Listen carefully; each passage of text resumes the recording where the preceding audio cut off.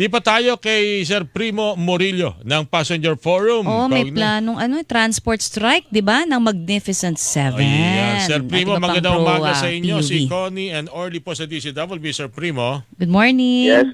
Po, good morning. Magandang umaga po sa mga nakikinig nung at sa una- inyo, Sir Orly at Ma'am Connie. Noong una, yung mga unconsolidated jeepney organization operator and driver ang nagwewelga ngayon, yung mga Baliktad nag-consolidate na. Yes. Ang gulo-gulo nga naman. Ano bang stand po ng inyong grupo dito?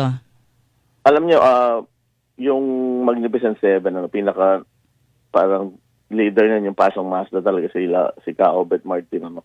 Nakakausap natin yan before and sinasabi niya rin, even sa media, na mari ayaw nilang nagwewelga. Pero ito na, medyo nagulo tayo dahil dun sa Senate resolution na Nagpapasuspinde. dun sa PUB Modernization Program. Alam niyo, naiintindihan natin din yung Senado kasi meron rin naman talagang mga driver, mga tsuper, mga operator na hindi maintindihan ng maayos yung PUV-MP, yung consolidation. Kailangan pa ng further information drive, kailangan ding makita paano yung social cost niyan. Wala silang pambili. At even ang LTFRB, mayroon na rin mga statements yan na may mga ruta na sobrang ikli, masyadong maliit ang kita para kayanin na mag-consolidate. So, ang sa amin, ang appeal namin dito sa Magnificent Seven, huwag nilang ituloy yung strike at magkasundo tayo na dapat yung PUV-MP ay voluntary. Walang sapilitan. Kumbaga, para hindi rin sila apektado. Ang tingin ko, itong mga pro PUV-MP, ang The Passenger Forum, lilinawin natin, hindi kami anti-modernization, pero kung paano ito in-implement sa ngayon, meron tayong nakikitang mga problema. Alright. Game sila dyan. Ang worry nila, paano na yung nangyari na nag-consolidate na sila, nag-modernize na sila, o yung lalo na yung mga nasa proseso ng modernization, ng consolidation, matitigil. Gusto naman nila. Ang sa amin, imbis na parang blanket suspension ng buong PUV modernization, ay kung sino yung gusto, di okay. Diba? Pero Sir Primo, ito walang lang, pilitan. sa akin lang, paki-correct lang ako kung mali ang aking pananaw. Pag ito magiging voluntary, walang pupuntahan nito. Oo nga. Alam niyo po, walang susunod nito. At lalong gugulo. ang sinasabi po ng gobyerno, 80% na.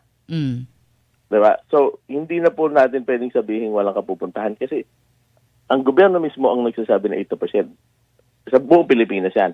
Kami, without na 80% sa Metro Manila. Yung nga po. Kasi marami kasi sa Metro Manila na mga ruta na hindi talaga gano'ng kalaki ang kita. Kaya ang madali pong i-consolidate, i-modernize yung mga mahahabang ruta. Medyo malaki-laki po ang kita dyan.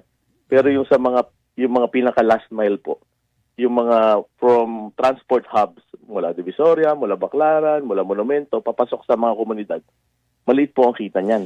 Kasi kaunti lang po yung merkado niyan. Napupuno lang po yan sa panahon ng pasukan at uwian. Di ba? Isa lang naman talaga naging malinaw siguro. Hindi lang tayo siguro dalawa, Sir Primo, nakakapansin ito. Pero mukhang hindi naging hindi kompleto ang naging paghahanda. Lalo na nung nagsimula ang consolidation. Maraming lugar ang nahirapan yung mga pasahero na mag-commute. Yun lang siguro, isa lang sa mga naging dahilan. Kaya yung mga sumusuporta ng PUV modernization noon, ngayon medyo nagdadalawang isip na, nagdududa na, Sir Primo. Apektado na sila Yan naman po yung talagang sinasabi natin. 2021 pa, talagang kinikiit natin, dapat dagdagan yung PUVs. Pero ang isinagot ng DOTR, ng LTFRB ay lalo pang mabawasan ito kasi nga, magkakaroon ng hulihan ng mga unconsolidated. Yun na nga po yung nangyari. Nahirapan yung mga commuter. Kaya maraming yung sinasabi nyo nga, okay naman sa modernization, nag-atrasan. Diba? Pero, kung ano man yan, kung merong mga grupo na tingin nila go sila sa modernization, di ba? Grupo ng super at operator po ang tinutukoy natin, di go nila. Ang sa amin lang, walang pilitan, lalo na, bakit ba talagang nahirapan yung mga tao na sumakay? Kasi even yung magmo-modernize, hindi naman po ready. Di ba? Hindi naman ready na magpalitan agad . Consolidation pa lang yung ginagawa po natin. Pero lahat naman siguro ng problema, yung balakid, ako, naniniwala ko, Sir Primo, kaya itong solusyonan. Hanapan ng solusyon, hindi ng suspension. Ang pwede po mangyari ay gawing voluntary. Ibig sabihin po, suspended yung parang obligado na mag-modernize ang lahat.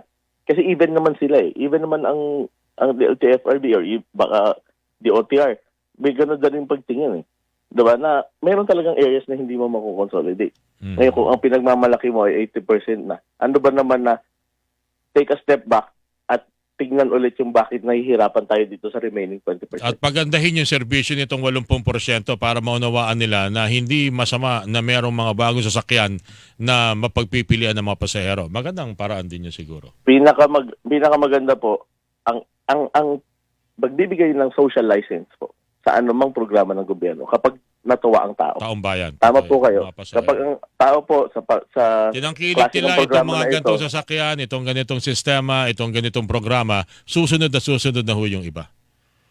totoo po. Pero sa ngayon, hindi pa ganun yung... Ako po, sumasakay ako ng ordinaryong jeep, no, yung traditional, at sumasakay ako ng modern jeep. Magkaiba yung price point, pero hindi naman nagkakalayo yung experience, Minsan nga, mas mahirap pa sa modern jeep kasi nakatayo ako pero wala akong hawakan. Oo nga, dapat nga wala nakatayo Yan ang pagkakauna sa film. Yun nga, Lahat yan nakaupo Hindi pwede mga nakatayo Nangyayari pa rin. Nangyayari po kasi sinabi ng LTFRB na sapat ang sasakyan. Pero hindi sapat. Alright. Pagka sinabi po natin sapat, dapat hindi magtitiis ang taong nakatayo. Okay. Sir Primo, maraming salamat sa pagpapa-unlock. Sa ulitin po, sir, ingat po kayo. Maraming salamat, Sir Early. Maraming salamat, Maraming Pangron. salamat At sa lahat po. po ng mga nakikinig sa Super Radio. Thank you, sir. Hilingan, walang pinoprotektahan.